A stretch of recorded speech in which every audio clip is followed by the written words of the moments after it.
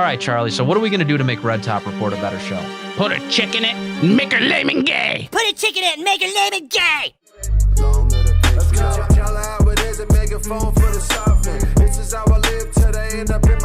What's up, guys? Welcome back to Red Top Report. I am your host, Joe Enders, and we are doing another review, and we're doing another review because Disney has been the victim of so much controversy over the past couple years because their movies suck. I don't know how else to put it. Their movies have been absolute garbage. You see them taking like the 7 dwarves out of Snow White, them, replacing her with like a non-binary lesbian person. Obviously, that's not the case. It's an exaggeration, but you know what I'm talking about. It's very bizarre to everybody who watches. Recently, we had South Park. And by the way, guys, I know it's a little bit of a degenerate show. I know that they, have not been great on certain things in the past, but I was told that this episode is such a great social commentary on that very thing. So we decided to review it. And by we, I mean myself and Charlie Hornbacher, our co-reviewer on the show, the guy who's always here to talk about us when we're reviewing that video content, episodes, movies, whatever you want to call it. Now, this is a long episode. This is like a 50-minute episode. So, Charlie, welcome to the show, first of all. Second of all, I'm glad noticing, to be here. Yeah, I'm noticing the new haircut, goatee look as well. Kind of going for that like Heisenberg look. Start calling you maybe like Heisenbacher or something. Heisenbacher, I think that fits. Good. I am the one who knocks.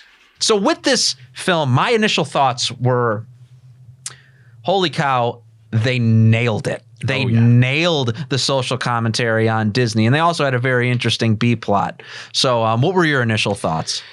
Yeah, every scene had another joke that I have already thought of, that other people have already said about Disney, about their movies, but it was just done so cleverly. It's extremely hilarious. And like you said, the episode wasn't too bad. It has some bad language. It has some crass jokes, but South Park has done much worse. It was pretty tame for a South Park episode. I used to watch it back when I was a degenerate in college and, stuff like that. And this episode, I mean, if you're an adult, I think you can get through it. Sure. And just for the record, I never really got into South Park. I've seen episodes when I was younger. The last time I went and watched some South Park was, I think it was season 19 or 20 when they were just really railing on wokeism. The PC Principal and PC Principal was introduced. Yeah. Hey, bro, I'm the new principal of the school. My name's PC Principal. And that was the last time I intentionally went and watched it.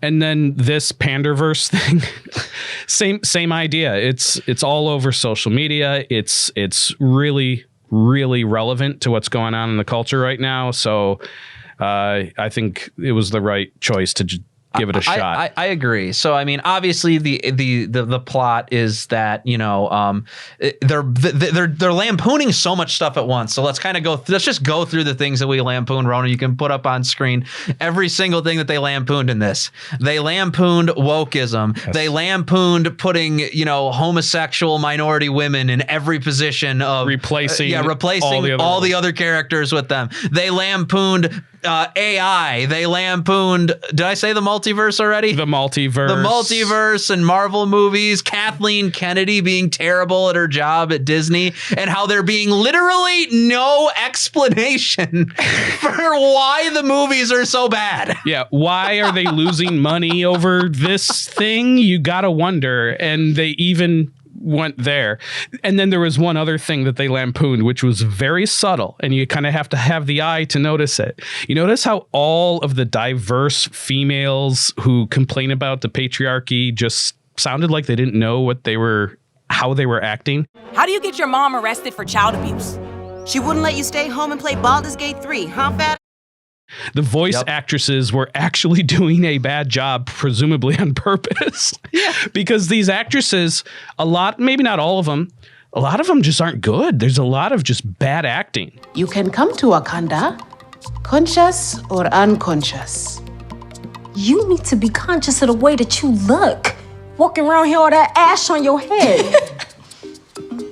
Yeah, and let's be honest though, they're bad actors and actresses because they're not chosen for their fitness for the role or their fitness to play the character. They're chosen. Maybe those are like secondary concerns. They're chosen specifically because of their race, their gender, their sexual, or their sexual orientation. How many of those diversity boxes they check before they're actually put in? And once again, like you go back to like the early 2000s or something like that, and there was like a black character or something in the show. You were like, you don't even notice. Like for example, I saw The Incredibles when I was a kid in Florida in the theater, and like you saw like Frozone come on or something. Dude, I love Frozone. Frozone's sweet. Honey? What? Where's my super suit? What? Where is my super suit? Samuel L. Jackson, right? We didn't even notice that he was black. We just thought he was cool. Yeah. And there were some elements of him being black that made him cool. But today, the thing is, this is my problem with this. This is why I don't like them replacing these white traditionally white characters with black people. It's because they try to make black people have that same personality, for one, and two, I feel like they're doing it out of spite for me. I feel like they're trying to teach that they feel that I need to be taught something by having them put that character into that thing. And that just infuriates me. It's a degradation of, your cis white male, and it's degrading and it's uncreative. Right. One of the little quick lines in the South Park episode, they mentioned Miles Morales, and they said he was the great. Kids were like, "What are you talking about? Miles Morales is his own unique character. He's totally cool. We like him." Did you watch the Spider-Verse movie? It was. Oh yeah, Spider-Verse. The Spider-Verse was a very good movie. Yeah, it was. It was objectively good. Yeah, and that's the thing. It's like, no, I want the movies to be good. That's what really matters to me. The fact that they're black or white or whatever is whatever. No, what I want to know is that they're not rubbing it in my face. The gay stuff, on the other hand, I actually think that's like just malicious intent to try to move society towards something that reduces the global population, that does those sorts of things. I think that there's some sort of agenda with that stuff. It really doesn't have a place in theaters, for one, because it's gross. Nobody's like, ooh, I really like this. There's two reasons we go to see the movies. One is to escape for a little bit. Sure. That's the same reason why we do any kind of watch football, play sports outside, play a video game, whatever. Yeah. It's a little bit of an escape. And then the second reason is because the stories in these movies and shows that we watch, there is some kind of touchstone to our own lives that we relate to. You can watch a movie about wizards and hobbits and rings of power and all that stuff, and that has nothing to do with the real world, except there are basic character stories that do relate to our lives in some kind of a way. And so we become emotionally invested, and we go along the adventure. And by replacing all these characters and doing all this stuff, this woke crap, and putting politics into everything, you're diminishing and crushing both of those reasons that we go see the movies. And this is what the left is going to say about what you're saying right now. They're going to say, no, that's why we're putting these characters in these movies, because you, evil white man, have been related to for far too long. Now we need to relate to these other people that live in. But here's the problem. They don't make new characters like Miles Morales that a young black kid could relate to. What they do is they or a young Hispanic person. Morales is black, or black and Hispanic mixed, actually. So what they'll do is they'll take, a white character, like, I don't know. I can think of what's the best example? They'll take there's too many of them. There's too many. It's like they've done it with everyone by now. They'll take Captain America, for example. Let's just go with that one. Captain America, a symbol of patriotism in the United States, World War II veteran. Yeah, he's a white dude. He's a normal white dude, a humble white dude that doesn't know how to fight or doesn't know how to stand up for himself. And through his character growth, he becomes somebody who can fight for himself and, moves forward as a character and draws the story. But now let's just make him a woman. out of nowhere. Yeah, let's just make them. Let's just make this character a woman and have all of the same things, but have them right away with none of the journey to go along with it. What happens is not only are you not relating to the people that related to Captain America, you're also not relating to women because women do not develop the same way men do.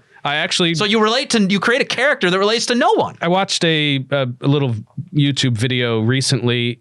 A woman was commentating on this, and she was saying, we like male heroes, and we don't want women to be heroes. We don't want that. Women are different.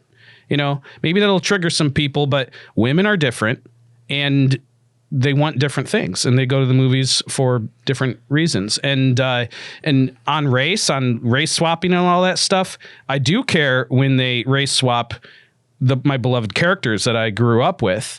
But I don't care whether a particular character is black or white or Asian or whatever. Sure, you can't just make Superman black, for example. And because Clark Kent's identity, part of what he is a white dude. I can relate to a male character. Yeah. Because I'm male and it doesn't matter. I don't know, Blade. Blade's great. I'm sure I could watch that movie and I could put myself in his shoes. The fact that he's black makes no difference. Right. But these female characters that are supposed to be in male roles that are, you know, kicking butt and taking names and stuff, it's A, ridiculous. B, I don't relate to them because they're women, and C, I don't think the women relate to them either. Well, here was the arc of the story, right? You have them, you know, switching parallel universes, multiple universe theories and stuff. You know, Kathleen Kennedy was switched out for a Cartman version of Kathleen Kennedy. And Kathleen Kennedy created this whole problem by using this thing that creates generic storylines that appeal to everybody. The Panderstone. The Panderstone. I used the Panderstone to the point that it became unstable. And that's what caused this whole problem. And the best line from Cartman in the entire thing was after Kathleen Kennedy explains all of this stuff to Cartman, he's like, that's actually the best explanation for why Disney movies suck now. Yeah. And I'm like, yeah, because here's the reality. No one understands. No one can understand why they can't just put their resources together and make a good movie. Yeah. But I want to shift gears a little bit because there was an entire B plot to this story that I thought was equally interesting. It was. I actually was more invested in the B plot because it relates more to my life than what Disney's doing. I stopped caring about Disney a little bit ago. So, but yeah, no. What was interesting about it is that they were basically inverting the whole, you need to go to college and get a degree so you can make a living sort of thing. Yeah. They completely turned it on its head because since everybody did take that advice before, now like all these blue collar jobs are in such high demand and they're offering this massive pay for people to go out, learn how to weld, to learn how to, you know, do machining, to learn how to do all these other forms of blue collar work. Real work. Yeah, well, no doubt. And they've turned into, like, they made a joke, and it's funny, but they're the illegal immigrants at Home Depot looking for service now. They're these college-educated guys, will lawyer for money, are sitting by the Home Depot trying to earn work from ordinary people. I have geology skills. Could you come fix my door and I'll give you some geology? And then the psychologist's advice to people was, oh my gosh, you know, you need to focus on getting yourself a skill that AI won't take from you because it can basically do everything now. And then just a little bit later, the handyman's like, yeah, I use AI for my therapy. Yeah, exactly. So it really is a commentary on masculinity, though. Even if somebody is out there in like a white collar profession, or if somebody's out there in the white collar world, they really do need to be cultivating just their general, you know, household skills. Like Randy Marsh, for example, in this episode of South Park, he couldn't even fix the hinges on his oven door. His oven door. Yeah, and it was like not fixed the entire time, and he was going through all these lengths of like protesting the college system and doing things when he could literally have just looked up a YouTube video and learned how to do it. He's telling his kids, you guys need to know how to fix this. The first thing you do is you call the handyman. Yeah.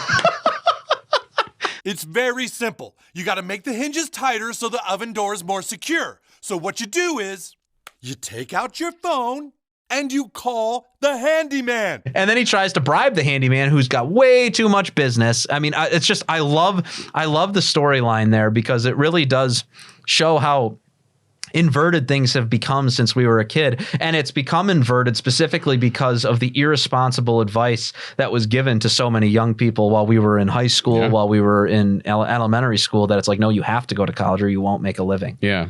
Yeah. And nowadays, what do we have? We have a ton of people who have gone to college, gone into debt, and they're struggling to find good jobs because it's oversaturated.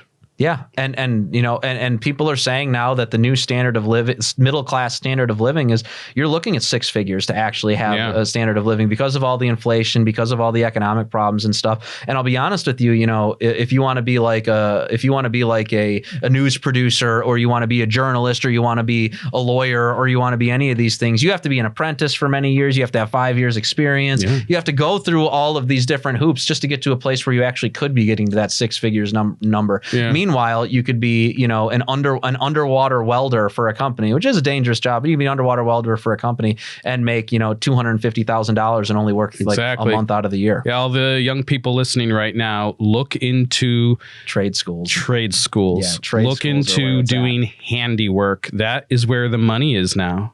It really is. Also, you know what? Even if you don't have a job in that field, you'll be able to fix up your house. You'll be able to do the work around your house instead of having to pay someone a lot of money to do it. And you know what? It'll also help you feel more like a man. I mean, men feel manly when they fix something in the house. They feel manly when they do those things. It'll do wonders for your home life. It'll do wonders for your family life. And not only that, it'll help you find a wife if you haven't found one yet, because every person loves a handyman. So in all irony, South Park seems to be giving out some conservative advice and mocking the left. It's just common sense hilarious. Advice. Yeah, it's common sense. The creators advice. Are at worst independents and at best conservative. Yeah, a lot of people have said they're libertarians, but all right, Charlie, on that note, I think we're going to wrap this one up. Guys, you need to follow us on Instagram. You need to follow us on X, and you need to subscribe to the channel. Subscribe to the channel.